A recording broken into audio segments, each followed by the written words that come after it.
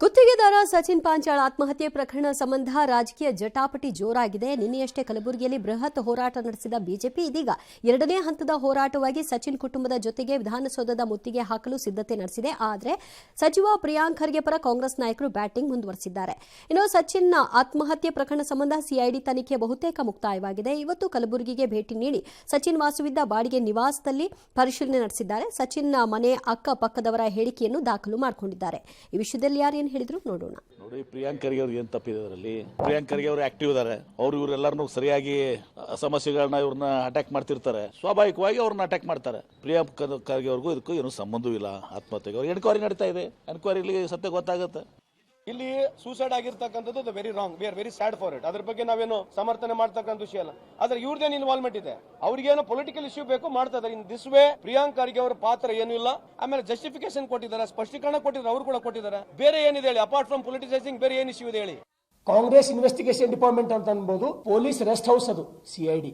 ಅದಕ್ಕಿದು CID ಕೊಟ್ಟಿದ್ಕಂತೂ ನಮ್ದು ಯಾವುದೇ ಕಾರಣಕ್ಕೂ ಒಪ್ಪಿಗೆ ಇಲ್ಲ. ಈ ಘಟನೆ ಸಿಬಿಐದವ್ರಿಗೆ ಕೊಡಬೇಕು. ಇಲ್ಲಿ ಸಚಿನ್ ಪಾಟೀಲ್ಗ ಟಾರ್ಚರ್ ಮಾಡಿದ್ರು. ಅವನಿಗೆ ಬೆಂಗಳೂರೊಳಗೆ ಸಾಕಷ್ಟು ಕಡೆ ಒಯ್ದು ಲಾಸ್ನೊಳಗೆ ಒಯ್ದು ಹೊಡೆ ಕೆಲಸ ಮಾಡಿದ್ರು.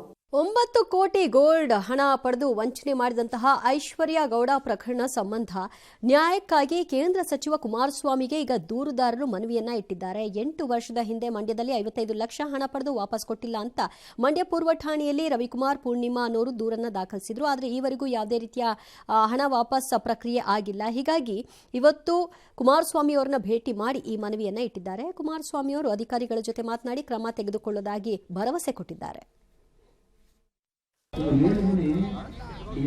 ಮಾತಾಡಿದೀವಿ ಈಗಾಗಲೇ. ಸೀರಿಯಸ್ ಆಗಿ ಆಕ್ಷನ್ ತಗೋತಾರೆ. ನೋಡೋಣ, ನೀವು ಮೊದಲೇ ಬಂದ್ರೆ 8 ವರ್ಷದಿಂದ ನೀವು ಬುಕ್ ಹೋಗ್ಬಿಟ್ಟು ಆರಾಮಾಗಿದ್ದೀರಿ. ಅದ್ರ ಮೇಲೆ ನಿಖಿಲ್ ಹೆಸರು ಬೇರೆ, ಅನಿತಾ ಕುಮಾರಸ್ವಾಮಿ ಹೆಸರು ಬೇರೆ ಹಾಕೊಂಡಿದ್ದೀರಿ ಕಂಪ್ಲೇಂಟ್ ಅಲ್ಲಿ. ಅದು ಯಾವ ದೆಹಲಿ ಅಸೆಂಬ್ಲಿ ಚುನಾವಣೆಗೆ ಭರ್ಜರಿ ತಯಾರಿ ಆಗ್ತಾ ಇದೆ. ಈ ನಡುವಲ್ಲೇ ಬಿಜೆಪಿಯ ನಾಯಕರೊಬ್ಬರು ವಿವಾದಾತ್ಮಕ ಹೇಳಿಕೆಯನ್ನು ಕೊಟ್ಟಿದ್ದಾರೆ. ಬಿಜೆಪಿ ಅಭ್ಯರ್ಥಿ ಮಾಜಿ ಸಂಸದ ರಮೇಶ್ ಬಿಧೂರಿ ಕಲ್ಕಾಜಿಯಲ್ಲಿ ರ್ಯಾಲಿಯನ್ನು ಉದ್ದೇಶಿಸಿ ಮಾತನಾಡಿದರು. ಈ ಸಂದರ್ಭದಲ್ಲಿ ಬಿಹಾರದಲ್ಲಿ ಹೇಮಾಮಾಲಿನಿಯ ಕೆನ್ನೆಯಂತೆ ರಸ್ತೆಗಳನ್ನು ಸುಗಮವಾಗಿ ಮಾಡ್ತೀನಿ ಅಂತ ಲಲ್ಲೂ ಪ್ರಸಾದ್ ಹೇಳಿದ್ರು. ಅವ್ರು ಮಾಡಲಿಲ್ಲ. ಈಗ ನಾವು ಪ್ರಿಯಾಂಕಾ ಗಾಂಧಿಯ ಕೆನ್ನೆಯಂತೆ ರಸ್ತೆಯನ್ನ ನಿರ್ಮಿಸ್ಕೊಡ್ತೀವಿ ಅಂತ ಹೇಳಿದ್ರು. ಇದು ನಾಚಿಕೆಗೇಡಿನ ಸಂಗತಿ, ಮಹಿಳೆಯರ ಬಗೆಗಿನ ಅಸಹ್ಯ ಮನಸ್ಥಿತಿ ಅಂತ ಕಾಂಗ್ರೆಸ್ ಟಾಂಗ್ ಕೊಟ್ಟಿದೆ. ವಿವಾದ ಬೆನ್ನಲ್ಲೇ ಕ್ಷಮೆ ಯಾಚಿಸಿದ್ದಾರೆ. ಜೊತೆಗೆ ಅವರ ಹೇಳಿಕೆಯನ್ನು ಹಿಂಪಡಿತೀನಿ ಅಂತ ಬಿಧೂರಿ ಹೇಳಿದ್ದಾರೆ. ಜೊತೆಗೆ ಆಪ್ ಸರ್ಕಾರದ ಆಪ್ ಸರ್ಕಾರ ಏನಿದೆ ಇದು ದೆಹಲಿಗೆ ಅಪ್ಪಳಿಸಿರುವಂತಹ ಅನಾಹುತ ಅಂತ ಪ್ರಧಾನಿ ನರೇಂದ್ರ ಮೋದಿ ಅವರು ಕಾರ್ಯಕ್ರಮದಲ್ಲಿ ಮಾತನಾಡಿದ್ರು. ಈ ವಿಷಯವಾಗಿ ಕೇಜ್ರಿವಾಲ್ ಪ್ರತಿಕ್ರಿಯೆ ಕೊಟ್ಟಿದ್ದು, ಅನಾಹುತ ಅಂತ ಹೇಳಿಕೆ ಕೊಟ್ಟದ್ದನ್ನು ದೆಹಲಿ ಜನ ಸಹಿಸಲ್ಲ. ನೀವು ಇಂದು ಉದ್ಘಾಟಿಸಿರುವ ನಮ್ಮ ಹಲವು ಯೋಜನೆಗಳೇ ಇದಕ್ಕೆ ಸಾಕ್ಷಿ. 2020ರಲ್ಲಿ ನೀವು ಕೊಟ್ಟ ಭರವಸೆಯನ್ನ ಈಡೇರಿಸಿಲ್ಲ ಅಂತೆಲ್ಲ ಟಾಂಗ್ ಕೊಟ್ಟರು. ಕಾಲಿವುಡ್, ಮಾಲಿವುಡ್, ಸ್ಯಾಂಡಲ್ವುಡ್ ಬಳಿಕ ಈಗ ಟಾಲಿವುಡ್ನಲ್ಲಿ ಕೂಡ ಮೀಟು ವಿಚಾರವಾಗಿ ದೊಡ್ಡ ಚರ್ಚೆ ಆಗ್ತಾ ಇದೆ. ಕಾಸ್ಟಿಂಗ್ ಕೌಚ್ ಸದ್ದು ಜೋರಾಗಿದೆ. ಖ್ಯಾತ ನಿರ್ದೇಶಕ ತ್ರಿವಿಕ್ರಮ್ ಶ್ರೀನಿವಾಸ್ ವಿರುದ್ಧ ಬಹುಭಾಷಾ ನಟಿ ಪೂನಂ ಕೌರ್ ಮತ್ತೊಮ್ಮೆ ಸಿಡಿದೆದ್ದಿದ್ದಾರೆ. ಸಾಮಾಜಿಕ ಜಾಲತಾಣದಲ್ಲಿ ಈ ಬಗ್ಗೆ ಮಾತನಾಡಿ ಮಾ ಸಂಸ್ಥೆ ವಿರುದ್ಧ ಆಕ್ರೋಶ ಹೊರಹಾಕಿದ್ದಾರೆ. ನಿರ್ದೇಶಕ ತ್ರಿವಿಕ್ರಮ್ ಶ್ರೀನಿವಾಸ್ ನನ್ನ ಜೀವನವನ್ನೇ ನಾಶ ಮಾಡಿಬಿಟ್ಟ. ಈ ಬಗ್ಗೆ ನಾನು ಕಲಾವಿದರ ಸಂಘಕ್ಕೆ ದೂರು ಕೊಟ್ಟರು, ಏನೂ ಪ್ರಯೋಜನ ಆಗಲಿಲ್ಲ. ಆತನ ವಿರುದ್ಧ ದೂರು ದಾಖಲು ಮಾಡಿಕೊಳ್ಳಿಲ್ಲ, ಒಂದು ಹೇಳಿಕೆಯನ್ನು ಕೂಡ ಪಡ್ಕೊಂಡಿಲ್ಲ. ಇನ್ನು ಮುಂದೆ ನಾನು ಸುಮ್ಮನೆ ಇರಲ್ಲ ಅಂತೆಲ್ಲ ಅವರು ಚಾಟಿ ಬೀಸಿದ್ದಾರೆ. ಬೆಂಗಳೂರಿನಲ್ಲಿ ತನ್ನದಲ್ಲದ ತಪ್ಪಿಗೆ 15 ವರ್ಷದ ಬಾಲಕಿ ತೇಜಸ್ವಿನಿ ಬಲಿಯಾಗಿದ್ದಾಳೆ. ಬಸವನಗುಡಿಯ ನ್ಯಾಷನಲ್ ಕಾಲೇಜ್ ಮೆಟ್ರೋ ನಿಲ್ದಾಣದ ಬಳಿ ರಸ್ತೆಯಲ್ಲಿ ನಡೆದುಕೊಂಡು ಹೋಗ್ತಾ ಇದ್ದಾಗ ನಿರ್ಮಾಣ ಹಂತದ ಬಹುಮಹಡಿ ಕಟ್ಟಡದ ಮೇಲಿಂದ ಸಾರ್ವೆ ಮರ ಬಿದ್ದಿದೆ. ಸುಧಾಕರ್ ಮತ್ತು ಧನಲಕ್ಷ್ಮಿ ದಂಪತಿಯ ಮಗಳಾದ 15 ವರ್ಷದ ತೇಜಸ್ವಿನಿ ಮೃತ ದುರ್ದೈವಿಯಾಗಿದ್ದಾರೆ. ಖಾಸಗಿ ಶಾಲೆಯಲ್ಲಿ 10ನೇ ತರಗತಿ ಓದ್ತಾ ಇದ್ದಾರೆ. ಪುನೀತ್ ರಾಜ್ಕುಮಾರ್ ಅವರ ಅಪ್ಪಟ ಅಭಿಮಾನಿ ಬೇರೆ. ಡ್ಯಾನ್ಸರ್ ಆಗಬೇಕು ಅನ್ನೋ ಕನಸನ್ನ ಹೊತ್ತಿದ್ದು ಡ್ಯಾನ್ಸ್ ಅಕಾಡೆಮಿಗೂ ಕೂಡ ಅವರು ಸೇರ್ಕೊಂಡಿದ್ರು. ಕಾಂಪಿಟೇಷನ್ಗಳಲ್ಲೂ ಕೂಡ ಭಾಗಿಯಾಗಿದ್ರು. ಬಾಲಕಿ ಸಾವಿನ ಬಗ್ಗೆ ವಿವಿಪುರಂ ಪೊಲೀಸ್ ಠಾಣೆಯಲ್ಲಿ ಪ್ರಕರಣ ದಾಖಲಾಗಿದೆ. ಕಟ್ಟಡದ ಗುತ್ತಿಗೆದಾರ ಚಂದ್ರಶೇಖರ್ನನ್ನ ಬಂಧಿಸಿದ್ದಾರೆ. ರೆಸ್ಪಾನ್ಸ್ ಮಾಡ್ತಾ ಇಲ್ಲ. ಯಾಕಂದ್ರೆ ಮಗು ಹಿಂಗ ಆಗೈತೆ ಅಂತ ನಾವು ನಮ್ಮ ದುಃಖದಲ್ಲಿ ನಾನು ಮಾತಾಡೋಕ್ಕೂ ಆಯ್ತಾ ಇಲ್ಲ.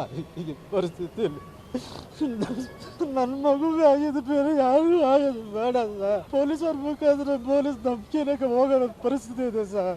10 ಗಂಟೆ ಒಳಗಡೆ ಎಲ್ಲ ಬನ್ನಿ, ಪೊಲೀಸ್ ಅವ್ರು ಬಂದಿರ್ತಾರೆ, ಅಷ್ಟರಲ್ಲಿ ನಿಮ್ಗೆ ಡೆಡ್ ಬಾಡಿಗೆ ಏನ್ ಬೇಕೋ ಅದ್ ಮಾಡ್ಕೊಡ್ತೀವಿ ಅಂತ ಹೇಳಿದ್ರು. ಈಗ ನೋಡಿದ್ರೆ ಯಾವ ಪೊಲೀಸ್ ಅವ್ರು ಫೋನ್ ಮಾಡ್ತಾನೆ ಇದಾರೆ. ನಮ್ಮ ಅಂಕಲ್ ಅವತ್ತಿಂದ ಫೋನ್ ಎತ್ತುತ್ತಾ ಇಲ್ಲ. ಸ್ಟೇಟ್ಮೆಂಟ್ ಎಲ್ಲ ತಗೊಂಡು ಖಾಲಿ ಪೇಪರ್ ಸೈನ್ ಮಾಡಿ ಅಂತ ಇದಾರೆ. ಇದ್ರ ಅರ್ಥ ಏನು? ಪೊಲೀಸ್ ಅವ್ರ ನಿರ್ಲಕ್ಷ್ಯ ಇದೆ ಅಂತ ಅಲ್ವಾ? ಪೊಲೀಸ್ ಅವ್ರ ರೆಸ್ಪಾನ್ಸಿಬಿಲಿಟಿ ತಗೊಂತಾ ಇಲ್ಲ ಅಂತ ಅಲ್ವಾ? ಫೈರ್ ಆಗಿ 24 ಅವರ್ಸ್ ಒಳಗಡೆ ಅರೆಸ್ಟ್ ಆಗ್ಬೇಕು ಅಂತ ಇದೆ. ಅದು ಕೆಲಸ ಮಾಡ್ತಾ ಇಲ್ಲ ಅಂದ್ರೆ ಇದು ಪೊಲೀಸ್ ಅವ್ರು ಇನ್ವಾಲ್ವ್ ಆಗಿದ್ದಾರೆ ಅಂತಾನೆ ತೋರಿಸ್ತಿದೆ ಅಲ್ವಾ ನಮ್ಗೆ? ಆರ್ಎಸ್ಎಸ್ ಶತಮಾನೋತ್ಸವ ಹಿನ್ನೆಲೆಯಲ್ಲಿ ಇವತ್ತು ವಕಲೇರಿಯಿಂದ ಕೋಲಾರ ನಗರದವರೆಗೂ 16 ಕಿಲೋಮೀಟರ್ ಪಥಸಂಚಲನ ನಡೆಯಿತು. ಸೂಕ್ಷ್ಮ ಪ್ರದೇಶಗಳಲ್ಲಿ ನಿಷೇಧಾಜ್ಞೆ ಹೇರಿದ ಪೊಲೀಸರು ಟೈಟ್ ಸೆಕ್ಯೂರಿಟಿ ಕೈಗೊಂಡಿದ್ರು. ಈ ವೇಳೆ ಮುಸ್ಲಿಮರು ರಾಷ್ಟ್ರಧ್ವಜ ಹಿಡಿದಿದ್ರು. ಅತ್ತ ಬೆಳಗಾವಿಯಲ್ಲಿ ಸಂಭಾಜಿ ಮಹಾರಾಜರ ಮೂರ್ತಿ ಲೋಕಾರ್ಪಣೆ ವಿವಾದಕ್ಕೆ ಕಾರಣವಾಯಿತು. ಸರ್ಕಾರದಿಂದ ನಿರ್ಮಾಣವಾಗಿರುವ ಮೂರ್ತಿಯನ್ನು ಉಸ್ತುವಾರಿ ಸಚಿವ ಸತೀಶ್ ಜಾರಕಿಹೊಳಿ ಉದ್ಘಾಟನೆಗೆ ಮುಂದಾಗಿದ್ರು. ಆದರೆ ಬಿಜೆಪಿ ಶಾಸಕ ಬಿಜೆಪಿ ಮೇಯರ್ ನಾವೇ ಲೋಕಾರ್ಪಣೆ ಮಾಡಬೇಕು ಅಂತ ಪಟ್ಟು ಹಿಡಿದ್ರು. ಅಧಿಕಾರಿಗಳು ಕಟ್ಟಿದ ಪರದೆಯನ್ನು ಒತ್ತಾಯಪೂರ್ವಕವಾಗಿ ತೆಗೆದಿದ್ದಾರೆ.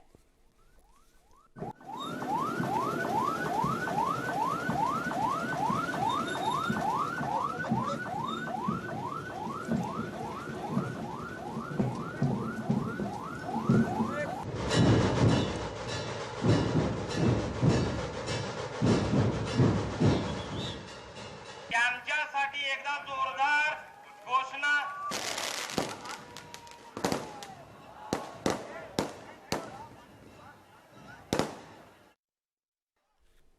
ಬೆಂಗಳೂರಿನಲ್ಲಿ ಕಳೆದ 3 ದಿನಗಳಿಂದ ಚಳಿ ಅಂತೂ ವಿಪರೀತವಾಗ್ತಾ ಇದೆ. ಮುಂದಿನ ವಾರ ಇನ್ನಷ್ಟು ಚಳಿ ಹೆಚ್ಚಾಗುತ್ತೆ ಅಂತ ಹೇಳ್ತಾ ಇದ್ದಾರೆ. ಕನಿಷ್ಠ ತಾಪಮಾನ 10 ರಿಂದ 12 ಡಿಗ್ರಿ ಸೆಲ್ಸಿಯಸ್ನಷ್ಟು ಇಳಿಕೆಯಾಗುವ ಸಾಧ್ಯತೆ ಇದೆ ಅಂತ ಭಾರತೀಯ ಹವಾಮಾನ ಇಲಾಖೆ ಮಾಹಿತಿ ಕೊಟ್ಟಿದೆ. ಉತ್ತರ ಭಾರತದಲ್ಲಿ ಶೀತಗಾಳಿ ಬೀಸ್ತಾ ಇರುವ ಹಿನ್ನೆಲೆ ನಗರದಲ್ಲಿ ತಾಪಮಾನ ಸಾಕಷ್ಟು ತಗ್ಗಲಿದೆ ಅಂತ ತಿಳಿಸ್ತಾ ಇದ್ದಾರೆ.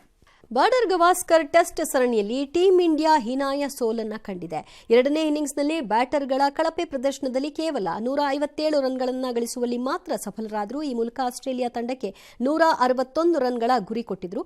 ಆಸೀಸ್ ಬ್ಯಾಟರ್ಗಳು ರಾಯಸವಾಗಿ ಗೆಲುವಿನ ದಡ ತಲುಪಿದ್ರು. ಈ ಮೂಲಕ 5 ಪಂದ್ಯಗಳ ಟೆಸ್ಟ್ ಸರಣಿಯಲ್ಲಿ 3-1 ಅಂತರದಲ್ಲಿ ಆಸ್ಟ್ರೇಲಿಯಾ ಜಯ ಸಾಧಿಸಿದೆ. ಜೊತೆಗೆ ಐತಿಹಾಸಿಕ ಗೆಲುವಿನೊಂದಿಗೆ ಕಾಂಗರೂ ಪಡೆ ವಿಶ್ವ ಟೆಸ್ಟ್ ಚಾಂಪಿಯನ್ಶಿಪ್ ಫೈನಲ್ ತಲುಪಿದೆ.